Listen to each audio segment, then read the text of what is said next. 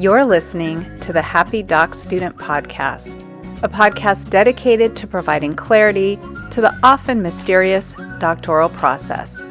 Do you feel like you're losing your mind? Let me and my guests show you how to put more joy in your journey and graduate with your sanity, health, and relationships intact. I'm your host, Dr. Heather Frederick. In this episode, I welcome back Dr. Alan Roda. Alan is CEO of Dissertation Editor and co-founder of its British counterpart, Thesis Editor. He recently co-authored PhDone, a professional editor's guide to writing your thesis and earning your PhD. And by the way, if you haven't already listened to episode number 114 with his co-author, Dr. Lauren Saunders, where we talked about publishing, I definitely recommend you check that one out. I'm so happy to have you back, Alan. Today, we think we're going to be talking about research methods. Thanks so much for having me. It's always a pleasure to be back here. We were chatting before the show and quickly came to the conclusion we just needed to hit the record button because there were so many things that we have to say about so much in terms of getting ready to propose your research. And we thought we'd start with research method because it's a really interesting area for me, primarily because I've worked with a lot of students who come to me with these, I don't know if I want to call them preconceived notions or stereotypes, but they say to me, I want to do this method because fill in the blank. I think it'll be faster. I think it'll be easier. And they kind of get married to this idea, their heart set on this specific method. And a lot of times things turn a little yucky when that happens. So I was curious, as someone who's worked with hundreds, if not thousands of students from different fields, when we talk about research methods, what are some of the things that you see? So one of the biggest ones is when you have to change. You know, as we were just discussing, change in methods is not a throw it out, start over, end of the world crisis, though I would say many of the students I talk to fully believe that that is what's happening. But often it's just a reconceptualization, and it usually comes from simply not being able to get the kind of data that the researcher originally thought they would get access to. So we've had students who set out to do interviews, and they wanted to do interviews of, high up executives in businesses or like military generals or people they just assumed they were going to be able to book an hour of their time and interview a dozen of them, and only to realize that's not going to be that easy. And so they had to pivot to maybe we can get a survey out to a larger group of people. It's less of a commitment. It's not as big a deal as scheduling out an interview. And we've also had the exact opposite of that, where someone said, I want to do a survey. I'm going to get 75 people to fill out my survey. It's going to be great. And they realize they've got 18 responses and they just aren't coming in. The sample size is not going to be enough. And so they think, okay, I'm just going to reach out to these 18 people and see if we can do an interview instead. And so now with 18 interviews, they've got plenty of data to kind of talk about a more qualitative experience of the same thing. I love, Alan, that you brought up this situation that can happen frequently where you're switching topics, you're switching your method, you're keeping your topic area. Let's make that clear. Usually you come into your letter of intent or your prospectus or whatever your university may call it. You have this general idea, you dive into the literature, you figure out what you want to know more about.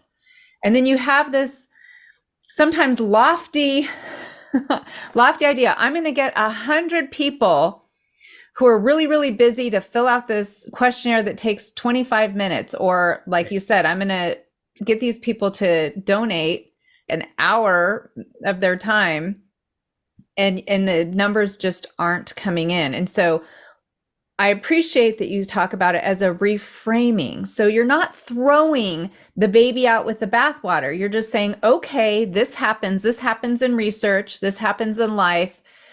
There's a challenge, there's a barrier. Part of the doctoral process is learning how to be nimble, be agile, Right. not react, but respond. How can I go about shifting this so that I can collect the data I need so that I have a project that meets my university's expectations?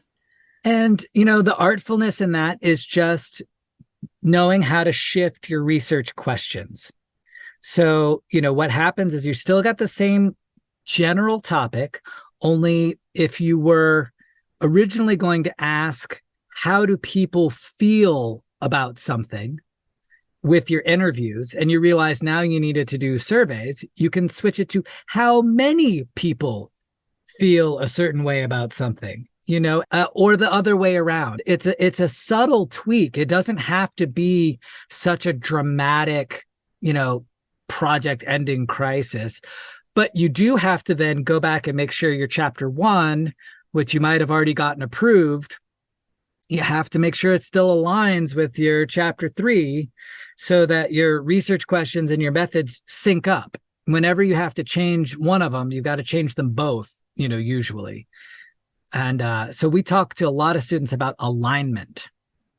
Again, another huge, huge concept, because I know I've read documents that I'm not even asking the student about perhaps shifting their method, but they propose that this is what they're interested in. And their purpose, for example, is to understand a lived experience or to understand how people feel about this. So they've set me up. They're telling me a qualitative story. They've set me up, and then I get to chapter 3 and I'm surprised when they Right. tell me they're sending out a survey and they're going to be collecting mean scores on something, right? So this issue of alignment is probably, I would say, the number one issue that from the get-go, if you don't have it, you're just going to be stuck in a revision cycle. And it's Right. something to always be aware of every time you revise one part. It's almost like you're weaving a sweater, you're knitting a sweater. And if you pull the yarn on the sleeve, something's going to happen over by the neck, and you need to be aware of that. Well, and I like the word alignment as it relates to car tires.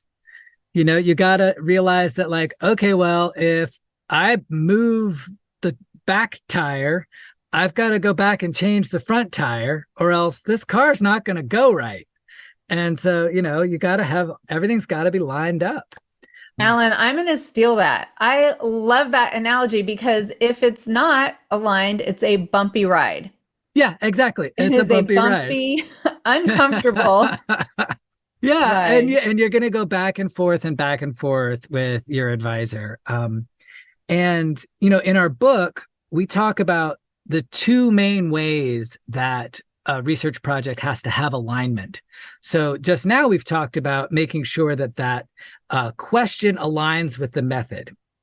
But the other one is to make sure that question aligns with your theoretical framework or your overarching idea.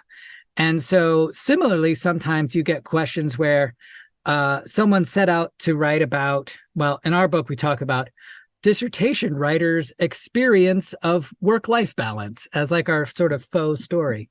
But someone could set out to write about the experience of work-life balance, and then all of a sudden you get into their research questions and they're asking about time to completion.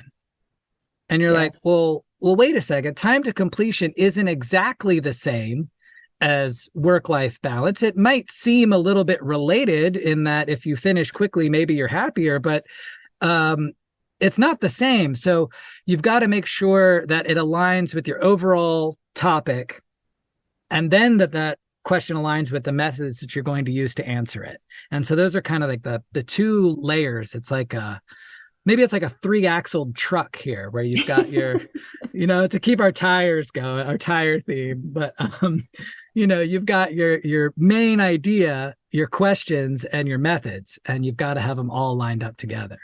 It has to make sense. And Yeah, it's not that anyone sits down and intends to write something that's misaligned or doesn't make sense. But what I see is the document goes through so many revisions and so many people are giving feedback. And as a student, you might not be sitting down and reading your chapter 1 through your chapter 3 in one sitting. I mean, that could be right. 80 pages. And so you might kind of forget what you said you were going to do 4 months ago, which was when you first drafted that chapter. And so it's not a small point alignment. I'm going to put a link in the show notes to another episode I have on this because, again, if someone asked me, Heather, what's the number one issue that whatever milestone we're talking about doesn't get accepted, I would say there's an issue with alignment somewhere. So it's not a Right. small thing. No, and another one that kind of bleeds into that is there's a tendency to just want to get past this hurdle right now without necessarily looking at a bigger picture. So when you say things kind of get lost in the revision cycle, I do feel like sometimes I have students who just say, okay, fine, to whatever suggestion they've received from whatever reviewer they've had, without taking that time to say, is this what I want to do?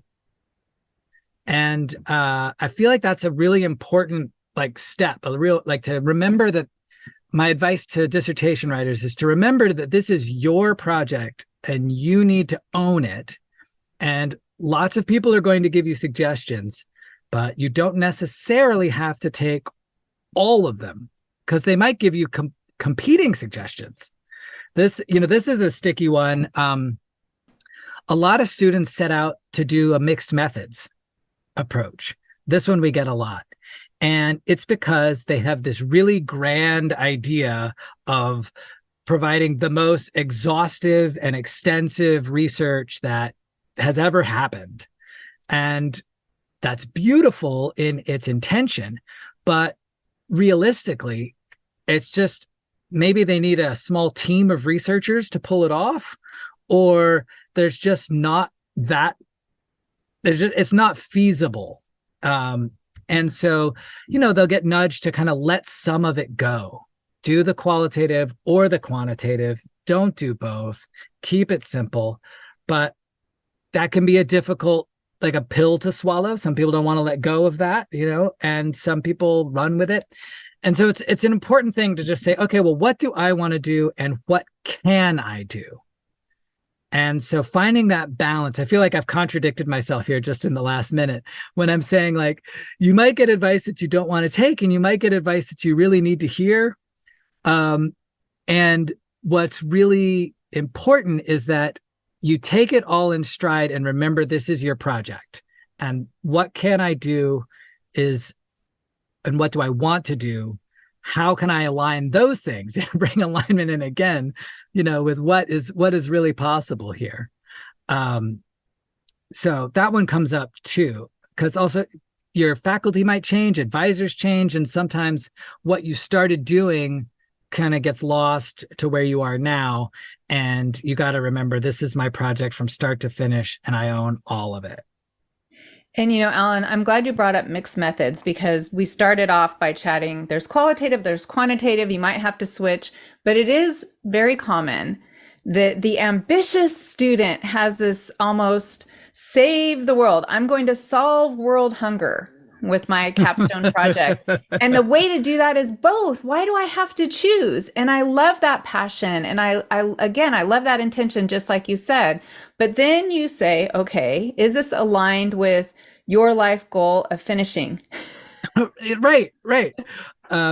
We give an example in our book of someone who wanted to, interview 100 people and then had to do the real life calculus that the time it takes to set up the interview, conduct the interview, transcribe the interview, and then analyze the data, you're looking at about 10 hours per interview. That's 1,000 hours just to process that data. Does that person really have 1,000 hours? And is that necessary to produce high quality research. Right. So we talk a lot about your dissertation, your doctoral project. It's not your career. It's usually the start of your career. Right. And you're just getting started for most people. Yes, we have some people who come back and get a second doctoral degree, but for most people, this is the first time you've done this. So think of this as, step one, not the end all be all. Right. Interviewing 100 people is a career. That's like an entire research agenda, right? Yeah, exactly. Exactly. Um, you know, when I was going through, my advisor said, okay, so you've got your idea. Now narrow it down. Okay. Now narrow it down again. Oh, and narrow it down a little bit more. And basically the idea was the more hyper specific you could get, the better. And I think there's some truth to that still. Yeah, I think the laser focus not only helps you as the doctoral candidate be clear about what you're doing and maybe get rid of some of the clutter in terms of how much literature am I reviewing, and things of that nature, but also helps you get really clear in terms of your research method. If you Right. know this is exactly what I want to focus on, it really helps you make those decisions, not just quantitative, qualitative, but once you're leaning towards one camp, there are a lot of decisions to make within those Right. methods. Absolutely.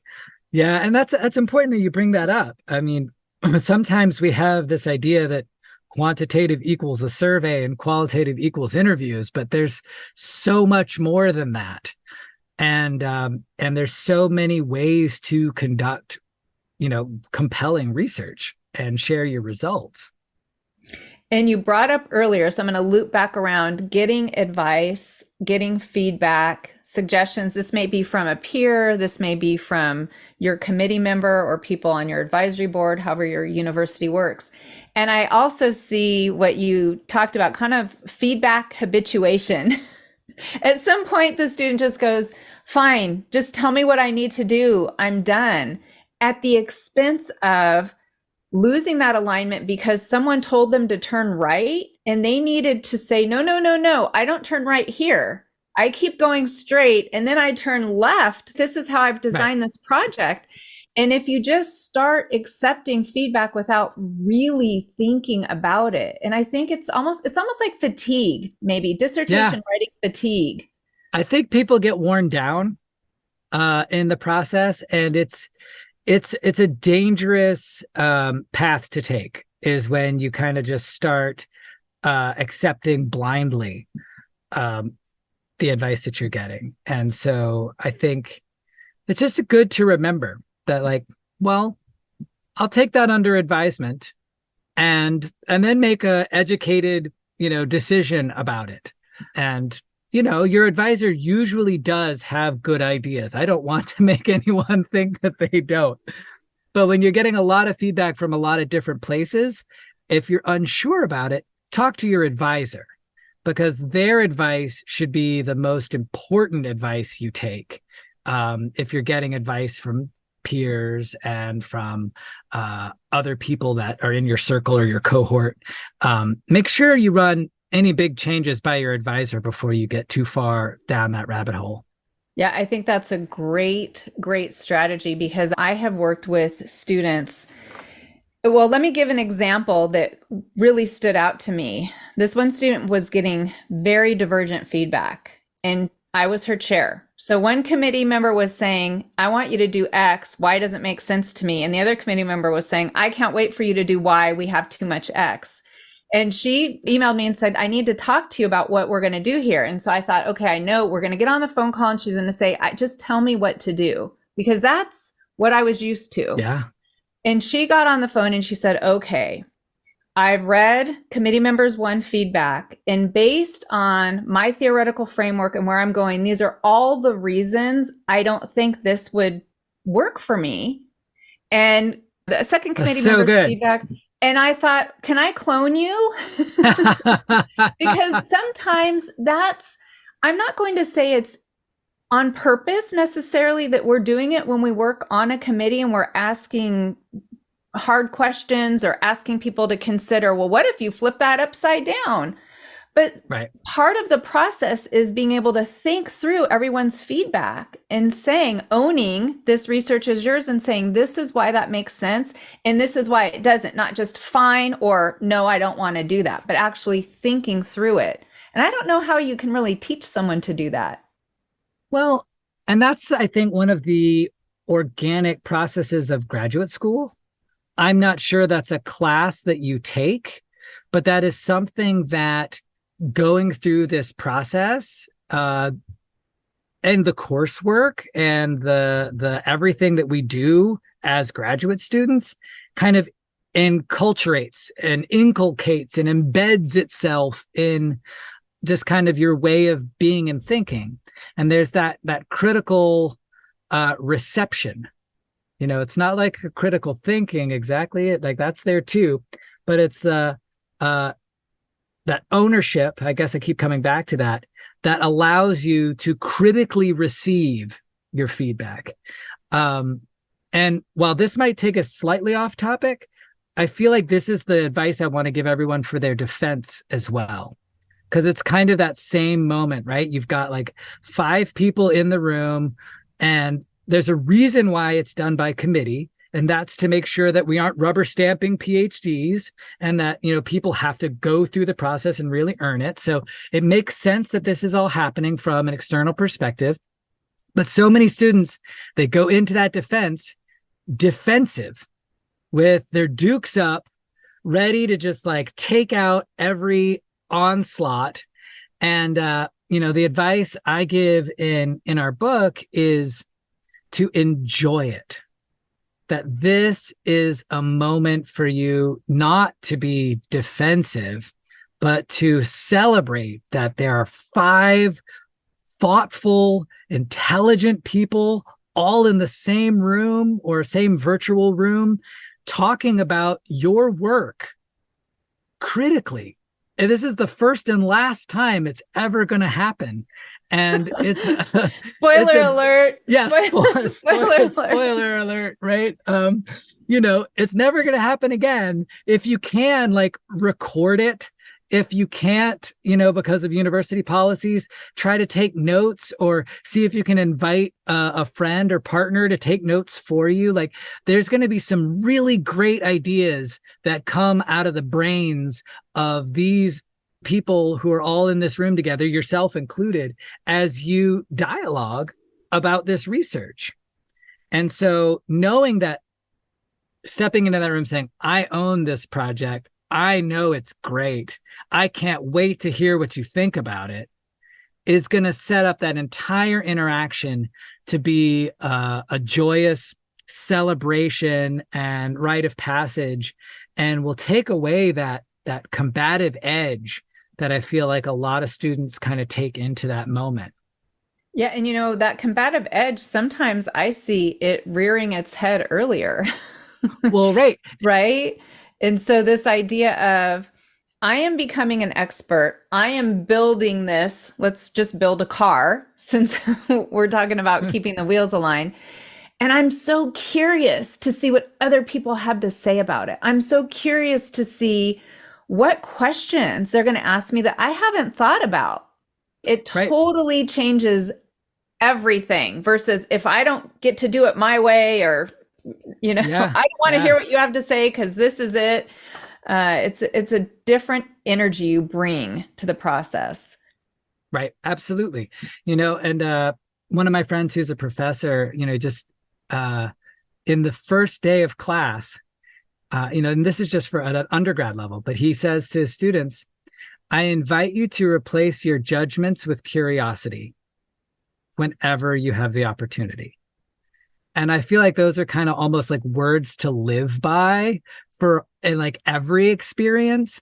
So to feel, okay, I'm curious what these people say. I am not judging their acceptance of me or their rejection of me. I'm taking the good bad equation out of this entire conversation. And now there's just an intellectual curiosity of like, oh, so what do you think about these ideas?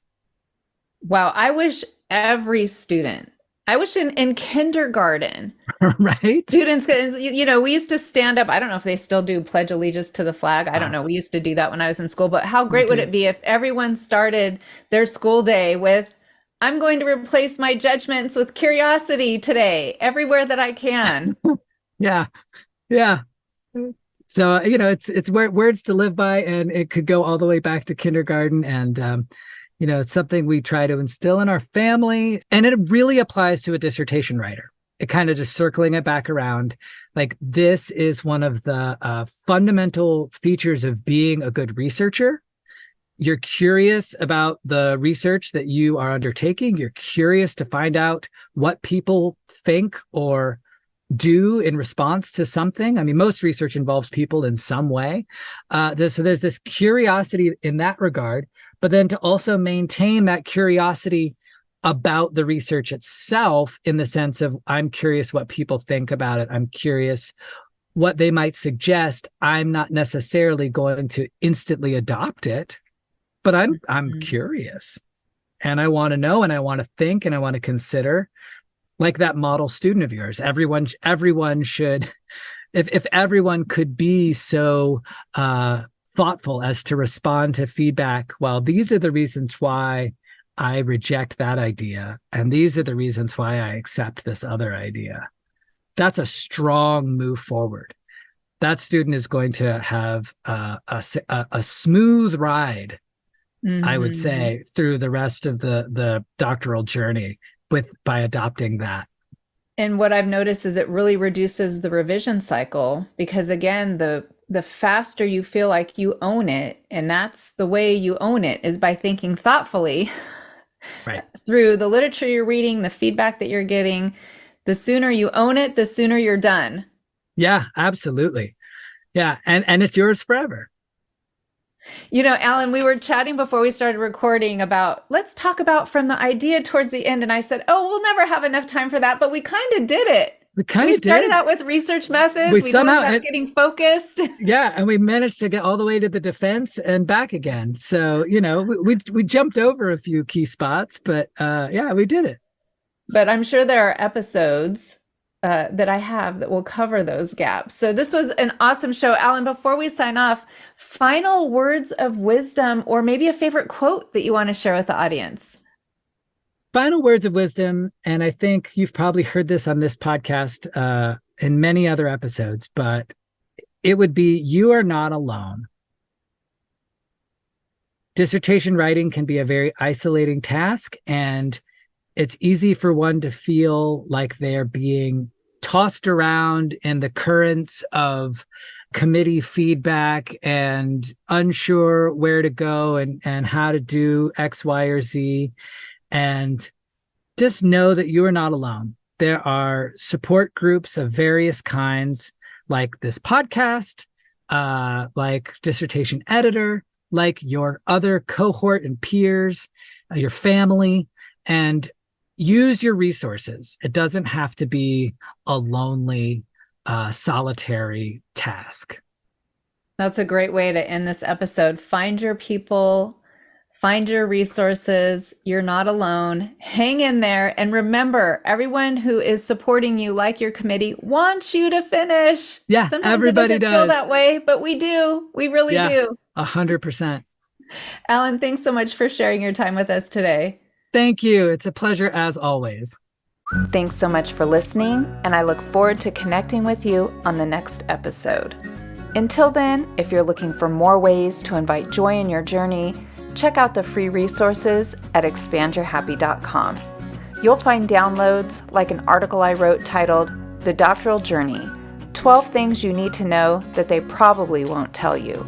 You'll also find a PDF that organizes all podcasts by the 7 steps detailed in the Happy Doc Student Handbook, which you can also find on the website.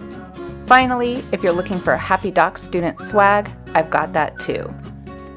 Don't forget to subscribe to the podcast and YouTube channel, and if you want to make my day, rate and review so that together we can change the way doctoral education is delivered and experienced. Hey, one more thing. Just a quick reminder that the information, opinions, and recommendations presented in this podcast are for general information only.